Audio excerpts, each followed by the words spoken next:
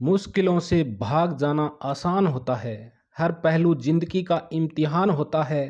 डरने वालों को मिलता नहीं कुछ जिंदगी में, लड़ने वालों के कदमों में जहान होता है। साहब, आज हम जो फर्स्ट ग्रेड सिलेबस में लगती है मन्नू मंडारी की कहानी यही सच है का अध्ययन करेंगे। कानपुर। सामने आंगन में फैली धूप सिमट कर दीवारों पर चढ़ गई और कंधे पर बस्ता लटकाए नन्हे नन्हे बच्चों के झुंड दिखाई दिए। तो एकाएक ही मुझे समय का आभास हुआ। घंटा भर हो गया यहाँ खड़े खड़े और संजय का अभी तक पता नहीं। झुंझलाती सी मैं कमरे में आती हूँ। कोने में रखी मेज पर किताबें बिखरी पड़ी है, कुछ खुली कुछ बंद। एक क्षण में उन्हें देखती रहती हूँ, फिर निरुद्देश्य सी कपड़ों की अलमारी खोलकर सरसरी नज़र से कपड़े देखती हूँ। सब बिखरे पड़े हैं। इतनी देर यूं ही व्यर्थ खड़ी रही, इन्हें ही ठीक कर लेती, पर मन नहीं करता और फिर बंद कर देती हूँ। नहीं आना था तो व्यर्थ ही मुझे समय क्यों दिया। फिर यह कोई आज ही की बात है। हमेशा संजय अपने बताए हुए समय से घंटे 2 घंटे देरी करके आता है और मैं हूँ कि उसी क्षण से प्रतीक्षा करने लगती हूँ। उसके बाद लाख कोशिश करके भी तो किसी काम में अपना मन नहीं लगा पाती। वह क्यों नहीं समझता कि मेरा समय बहुत अमूल्य है। थीसिस पूरी करने के लिए अब मुझे अपना सारा समय पढ़ाई में ही लगाना चाहिए, पर यह बात उसे कैसे समझाऊं। मेज पर बैठकर मैं फिर पढ़ने का उपक्रम करने लगती हूँ, पर मन है कि लगता ही नहीं। पर्दे के जर्रा से हिलने से दिल की धड़कन बढ़ जाती है और बार बार नज़र घड़ी के सरकते हुए कांटों पर दौड़ जाती है। हर समय यही लगता है, वह आया वह आया। तभी मेहता साहब की 5 साल की छोटी बच्ची झिझकती सी कमरे में आती है। आंटी, हमें कहानी सुनाओगी? नहीं, अभी नहीं, पीछे आना। मैं रुखाई से जवाब देती हूँ। वह भाग जाती है। ये मिसेज मेहता भी एक ही है। यूं तो महीनों शायद मेरी सूरत नहीं देखती, पर बच्ची को जब तब मेरा सिर खाने को भेज देती हैं। मेहता साहब तो फिर भी कभी कभी 8-10 दिन में खैरियत पूछ लेते हैं, पर वे बेहद अकड़ू मालूम होती हैं। अच्छा ही है, ज़्यादा दिलचस्पी दिखाती तो क्या मैं इतनी आज़ादी से घूम फिर सकती थी। खट खट खट, वही परिचित पद ध्वनि। तो आ गया संजय। मैं बरबस ही अपना सारा ध्यान पुस्तक में केंद्रित कर लेती हूँ। रजनीगंधा के ढेर सारे फूल लिए संजय मुस्कुराता सा दरवाजे पे खड़ा है। मैं देखती हूँ, पर मुस्कुराकर स्वागत नहीं करती। हंसता हुआ वह आगे बढ़ता है और फूलों को मेज पर पटक कर पीछे से मेरे दोनों कंधे दबाता हुआ पूछता है, बहुत नाराज हो? रजनीगंधा की महक से जैसे सारा कमरा महकने लगता है। मुझे क्या करना है नाराज होकर? रुखाई से मैं कहती हूँ। वह कुर्सी सहित मुझे घुमाकर अपने सामने कर लेता है और बड़े दुलार के साथ ठोडी उठाकर कहता है, तुम ही बताओ क्या करता। क्वालिटी में दोस्तों के बीच फंसा था। बहुत कोशिश करके भी उठ नहीं पाया। सबको नाराज करके आना अच्छा भी नहीं लगता। इच्छा होती है कह दूं तुम्हें दोस्तों का ख्याल है, उसके बुरा मानने की चिंता है, बस मेरी नहीं। पर कुछ कह नहीं पाती। एकटक उसके चेहरे की ओर देखती रहती हूँ। उसके सांवले चेहरे पर पसीने की बूंदें चमक रही हैं। कोई और समय होता तो मैंने अपने आंचल से इन्हें पहुँच दिया होता, पर आज नहीं। वह मंद मंद मुस्कुरा रहा है। उसकी आंखें क्षमा याचना कर रही है, पर मैं क्या करूं। तभी वह अपनी आदत के अनुसार कुर्सी के हत्थे पर बैठकर मेरे गाल सहलाने लगता है। मुझे उसकी इसी बात पर गुस्सा आता है। हमेशा इसी तरह करेगा और फिर दुनिया भर का लाड दुलार दिखलाएगा। वह जानता तो है कि इसके आगे मेरा क्रोध टिक नहीं पाता। फिर उठकर वह फूलदान के पुराने फूल फेंक देता है और नए फूल लगाता है। फूल सजाने में वह कितना कुशल है। एक बार मैंने यूं ही कह दिया था कि मुझे रजनीगंधा के फूल बड़े पसंद है, तो उसने नियम ही बना लिया कि हर चौथे दिन ढेर सारे फूल लाकर मेरे कमरे में लगा देता है। और अब मुझे भी ऐसी आदत हो गई कि एक दिन भी कमरे में फूल न रहे तो न पढ़ने में मन लगता है न सोने में। ये फूल जैसे संजय की उपस्थिति का आभास देते रहते हैं। थोड़ी देर के बाद हम घूमने निकल जाते हैं। एकाएकी मुझे ईरा के पत्र की याद आती है। किसके पत्र की? ईरा के पत्र की। जो बात सुनने के लिए मैं सवेरे से आतुर थी, इस गुस्सेबाजी में जाने कैसे उसे भी भूल गई। सुनो ईरा, सुनो, ईरा ने लिखा है कि किसी दिन भी मेरे पास इंटरव्यू का बुलावा आ सकता है, मुझे तैयार रहना चाहिए। कहाँ? कलकत्ता से? कुछ याद करते हुए संजय पूछता है और फिर एकाएक ही उछल पड़ता है। यदि तुम्हें वह जॉब मिल जाए तो मज़ा आ जाए दीपा, मज़ा आ जाए। हम सड़क पर है, नहीं तो अवश्य ही उसने आवेश में आकर कोई हरकत कर डाली होती। जाने क्यों मुझे उसका इस प्रकार प्रसन्न होना अच्छा नहीं लगता। क्या वह चाहता है कि मैं कलकत्ता चली जाऊं, उससे दूर? तभी सुनाई देता है, तुम्हें यह जॉब मिल जाए तो मैं भी अपना तबादला कलकत्ता ही करवा लूं, हेड ऑफिस में। यहाँ की रोज़ की किचकिच से तो मेरा मन उब गया है। कितनी बार सोचा कि तबादले की कोशिश करूं, पर तुम्हारे ख्याल से हमेशा मुझे बांध लिया है। ऑफिस में शांति हो जाएगी, पर मेरी सामी कितनी वीरान हो जाएगी। उसके स्वर की आर्द्रता ने मुझे छू लिया। एकाएक ही मुझे लगने लगा कि रात बड़ी सुहावनी हो चली है। हम दूर निकलकर अपनी प्रिय टेकरी पर जाकर बैठ जाते हैं। दूर दूर तक हल्की सी चांदनी फैली हुई है और शहर की तरह यहाँ का वातावरण धुएं से भरा हुआ नहीं है। वह दोनों पैर फैलाकर बैठ जाते हैं और घंटों मुझे अपने ऑफिस के झगड़े की बात सुनाता है और फिर कलकत्ता जाकर साथ जीवन बिताने की योजनाएं बनाता है। मैं कुछ नहीं बोलती, बस एकटक उसे देखती रहती हूँ।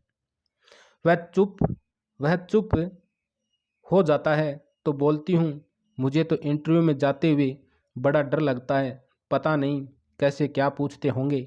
मेरे लिए तो यह पहला ही मौका है। वह खिलखिलाकर हंस पड़ता है। तुम भी एक मूर्ख हो। घर से दूर यहाँ कमरा लेकर अकेली रहती हो, रिसर्च कर रही हो, दुनिया भर में घूमती फिरती हो और इंटरव्यू के नाम से डर लगता है। क्यों? और गाल पर हल्की सी चपत जमा देता है। फिर समझाता हुआ कहता है, और देखो, आजकल ये इंटरव्यू आदि तो सब दिखावा मात्र होते हैं। वहाँ किसी जान पहचान वाले से इन्फ्लुएंस डलवाना जाकर, पर कलकत्ता तो मेरे लिए एकदम नई जगह है।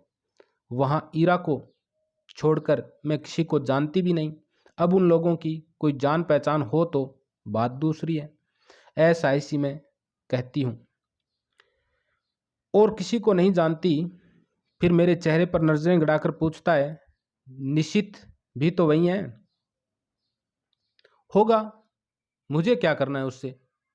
मैं एकदम ही भन बनाकर जवाब देती हूँ। पता नहीं क्यों मुझे ही रहा था कि अब वह यही बात कहेगा।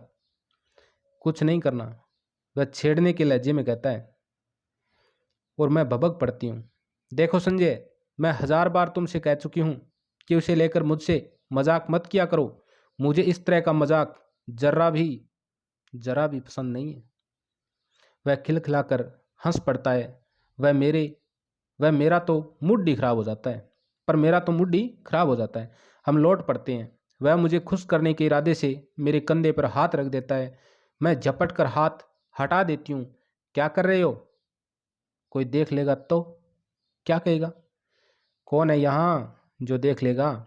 और देख लेगा तो देख ले, आप ही कूदेगा। नहीं, हमें पसंद नहीं है, यह बेशर्मी है। और सच ही मुझे रास्ते में ऐसी हरकतें पसंद नहीं है, चाहे रास्ता निर्जन ही क्यों न हो, पर है तो रास्ता ही। फिर कानपुर जैसी जगह। कमरे में लौटकर मैं उसे बैठने को कहती हूँ, पर वह बैठता नहीं, बस बाहों में भरकर एक बार चूम लेता है, यह भी जैसे उसका रोज का नियम है। वह चला जाता है। मैं बाहर बालकनी में निकलकर उसे देखती रहती हूँ। उसका आकार छोटा होते होते सड़क के मोड़ पर जाकर लुप्त हो जाता है। मैं उधर ही देखती रहती हूँ, निरुद्देश्य सी, खोई खोई सी। फिर आकर पढ़ने बैठ जाती हूँ। रात में सोती हूँ तो देर तक मेरी आंखें मेज़ पर लगे रजनीगंधा के फूलों को ही निहारती रहती हैं। जाने क्यों अक्सर मुझे भ्रम हो जाता है कि ये फूल नहीं है, मानो संजय की अनेकानेक आंखें हैं जो मुझे देख रही है, सहला रही है, दुलरा रही है, और अपने को यूं असंख्य आंखों से निरंतर देखे जाने की कल्पना से ही मैं लज्जा जाती हूँ। मैंने संजय को भी एक बार यह बात बताई थी तो वह खूब हंसा था, और फिर मेरे गालों को सहलाते हुए उसने कहा था कि मैं पागल हूँ, निरी मूर्खा हूँ। कौन जाने, शायद उसका कहना ही ठीक हो, शायद मैं पागल ही हूँ। कानपुर। मैं जानती हूँ संजय का मन निशित को लेकर जब तब शंकित हो उठता है, पर मैं उसे कैसे विश्वास दिलाऊं कि मैं निशित से नफरत करती हूँ। उसकी याद मात्र से मेरा मन घृणा से भर उठता है। फिर 18 वर्ष की आयु में किया हुआ प्यार भी कोई प्यार होता है भला? नीरा बचपन होता है, महज पागलपन। उसमें आवेश रहता है पर स्थायित्व नहीं, गति रहती है पर गहराई नहीं। जिस वेग से वह आरंभ होता है, जरा सा झटका लगने पर उसी वेग से टूट भी जाता है, और उसके बाद आहों, आंसुओं और सिसकियों का एक दौर, सारी दुनिया की निसारता और आत्महत्या करने की अनेकानेक संकल्प, और फिर एक तीखी घृणा। जैसे जैसे ही जीवन को दूसरा आधार मिल जाता है, उन सब को भूलने में एक दिन भी नहीं लगता। फिर तो वह सब ऐसी बेवकूफ़ी लगती है जिस पर बैठकर घंटों हंसने की तबीयत होती है। तब एकाएक ही इस बात का एहसास होता है कि सारे आंसू, ये सारी आहें उस प्रेमी के लिए नहीं थी, वरन जीवन की उस रिक्तता और शून्यता के लिए थी जिसने जीवन को नीरस बनाकर बोझिल कर दिया था। तभी तो संजय को पाते ही मैं निशित को भूल गई। मेरे आंसू हंसी में बदल गए और आहों की जगह किलकारियां गूंजने लगी। पर संजय है कि जब तब निशित की बात को लेकर व्यर्थी खिनसा हो उठता है। मेरे कुछ कहने पर वह खिलखिला अवश्य पड़ता है, पर मैं जानती हूँ वह पूर्ण रूप से आश्वस्त नहीं है। उसे कैसे बताऊं कि मेरे प्यार का, मेरी कोमल भावनाओं का, भविष्य की मेरी अनेकानेक योजनाओं का एकमात्र केंद्र संजय ही है।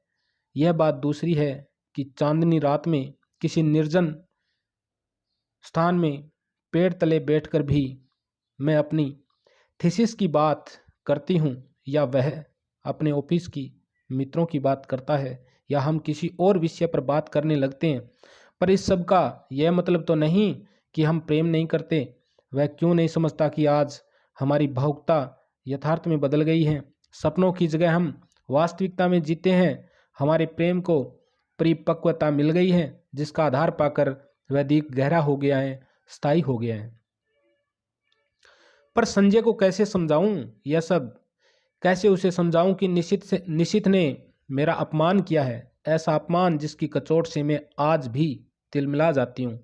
संबंध तोड़ने से पहले एक बार तो उसने मुझे बताया होता कि आखिर मैंने ऐसा कौन सा अपराध कर डाला था जिसके कारण उसने मुझे इतना कठोर दंड दे डाला। सारी दुनिया की भर्त्सना, तिरस्कार, परिहास और दया का विष मुझे पीना पड़ा। विश्वासघाती नीच कहीं का। और संजय सोचता है कि आज भी मेरे मन में उसके लिए कोई कोमल स्थान है। छी, मैं उससे नफरत करती हूँ, और सच पूछो तो अपने को भाग्यशालिनी समझती हूँ कि मैं एक ऐसे व्यक्ति के चुंगल में फंसने से बच गई जिसके लिए प्रेम महज एक खिलवाड़ है। संजय, यह तो सोचो कि यदि ऐसी कोई भी बात होती तो क्या मैं तुम्हारे आगे, तुम्हारी हर उचित अनुचित चेष्टा के आगे यूं आत्म समर्पण करती, तुम्हारे चुम्बनों और आलिंगनों में अपने को यूं बिखरने देती? जानते हो, विवाह से पहले कोई भी लड़की किसी को इन सब का अधिकार नहीं देती, पर मैंने दिया। क्या केवल इसलिए नहीं कि मैं तुम्हें प्यार करती हूँ, बहुत बहुत प्यार करती हूँ। विश्वास करो संजय, तुम्हारा मेरा प्यार ही सच है। निशित का प्यार तो मात्र छल था, भ्रम था, झूठा था। उसके बाद में और पत्र है कानपुर। परसों मुझे कलकत्ता जाना है। बड़ा डर लग रहा है, कैसे क्या होगा। मान लो इंटरव्यू में बहुत नर्वस हो गई तो? संजय को कह रही हूँ कि वह भी साथ चले, पर उसे ऑफिस से छुट्टी नहीं मिल सकती। एक तो नया शहर, फिर इंटरव्यू। अपना कोई साथ होता तो बड़ा सहारा मिल जाता। मैं कमरा लेकर अकेली रहती हूँ, यूँ अकेली घूम फिर भी लेती हूँ। तो संजय सोचता है मुझ में बड़ी हिम्मत है, पर सच बड़ा डर लगता है। बार बार मैं यह मान लेती हूँ कि मुझे नौकरी मिल गई है और मैं संजय के साथ वहाँ रहने लगी हूँ। कितनी सुंदर कल्पनाएं, कितनी मादक, पर इंटरव्यू का भय मादकता से भरे इस सौपन जाल को छिन्न भिन्न कर देता है। काश संजय भी किसी तरह मेरे साथ चल पाता। एक और पत्र है कलकत्ता। गाड़ी जब हावड़ा स्टेशन के प्लेटफार्म पर प्रवेश करती है तो जाने कैसी विचित्र आशंका, विचित्र से भय से मेरा मन भर जाता है। प्लेटफार्म पर खड़े असंख्य नरनारियों में मैं ईरा को ढूंढती हूँ, वह कहीं दिखाई नहीं देती। नीचे उतरने के बजाय खिड़की में से ही दूर दूर तक नजरें दौड़ाती हूँ। आखिर एक कुल्ली को बुलाकर अपना छोटा सा सूटकेस और बिस्तर उतारने का आदेश दे मैं नीचे उतर पड़ती हूँ। उस भीड़ को देखकर मेरी दहशत जैसे और बढ़ जाती है। तभी किसी के हाथ के स्पर्श से मैं बुरी तरह चौंक जाती हूँ। पीछे देखती हूँ तो ईरा खड़ी है, रुमाल से चेहरे का पसीना पोंछते हुए कहती हूँ, ओफ, तुझे न देखकर मैं घबरा रही थी कि तुम्हारे घर भी कैसे पहुंचूंगी। बाहर आकर हम टैक्सी में बैठते हैं। अभी तक मैं स्वस्थ नहीं हो पाई हूँ। जैसे ही हावड़ा पुल पर गाड़ी पहुंचती है, हुगली के जल को स्पर्श करती हुई ठंडी हवाएं तन मन को एक ताजगी से भर देती है। ईरा मुझे इस पुल की विशेषता बताती है और मैं विस्मित सी उस पुल को देखती हूँ। दूर दूर तक फैले हुगली के विस्तार को देखती हूँ। उसकी छाती पर खड़ी और विहार करती अनेक नौकाओं को देखती हूँ, बड़े बड़े जहाज़ों को देखती हूँ।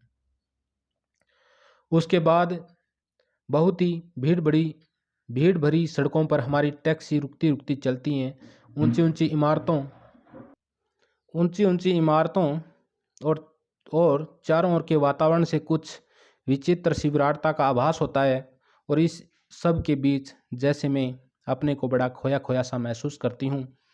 पर कहाँ पटना और कानपुर और कहाँ यह कलकत्ता, मैंने तो आज तक कभी बहुत बड़े शहर देखे ही नहीं। सारी भीड़ को चीरकर हम रेड रोड पर आ जाते हैं। चौड़ी शांत सड़क, मेरे दोनों ओर लंबे चौड़े खुले मैदान, मेरे दोनों ओर लंबे चौड़े खुले मैदान। क्यों ईरा, कौन कौन लोग होंगे इंटरव्यू में? मुझे तो बहुत डर लग रहा है। क्यों ईरा, कौन कौन लोग होंगे इंटरव्यू में? मुझे तो बड़ा डर लग रहा है। तो मित्रों, अब अपन इतना ही पढ़ेंगे और बाकी का दूसरे पार्ट में पढ़ेंगे। ओके, अगर वीडियो अच्छा लगा है तो लाइक सब्सक्राइब करना।